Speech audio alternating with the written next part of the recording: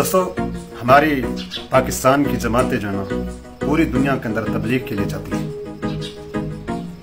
जैसे हमारे यहाँ रिवाज है, जब हम नमाज पढ़ने जाते हैं तो जूतियों को बजाय बाहर रखने के अंदर लेकर जाते हैं, किसी कोने के अंदर क्या कर देते हैं, रख देते हैं। हम ऐसा क्यों करते हैं? ताकि हमारी जूती कोई उठा ना पाए। मुसलमान मुल्क है हमारा, इस्लाम के नाम पर बना है, ठीक है ना। हमारे अंदर इतनी क्या है, जिस मकसद के लिए हमने ये मुल्क हासिल किया था उस मकसद के ऊपर हम क्या हैं, बिल्कुल नहीं चल रहे, उससे जरा हटकर जिंदगी बसर कर रहे हैं। हमने इस मुल्क को ला इलाहा इल्लल्लाह के नाम पर हासिल किया था। आज हालात आपके सामने हैं। खैर दोस्तों, मैं आपको बता रहा था हमारी जमात की एक अफ्रीकी मुल्क के अंदर तबलीग के लिए।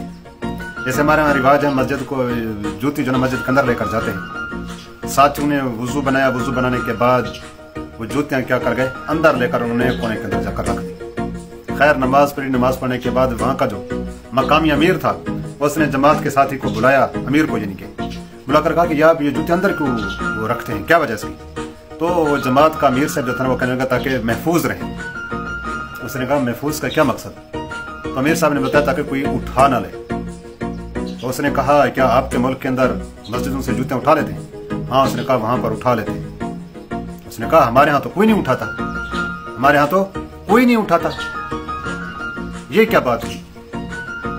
आप वहां से हमें तबलीग करने हैं, उस मुल्क से आप उठ कर हैं यहाँ पर जहां पर जूती तक महफूज है। क्या है? जूती तक महफूज है।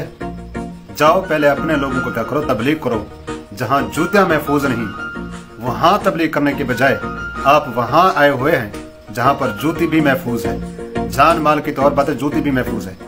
दोस्तों, अगर हमारा अपना घर अगर ठीक नहीं होगा, हम दूसरों के घर को कैसे ठीक कर सकते हैं, दूसरों को कैसे तरगीब दे सकते हैं? दोस्तों, अल्लाह तबारक व तआला हम सबको क्या करे, हिदायत अता फरमाए। क्या करे? हिदायत अता फरमाए।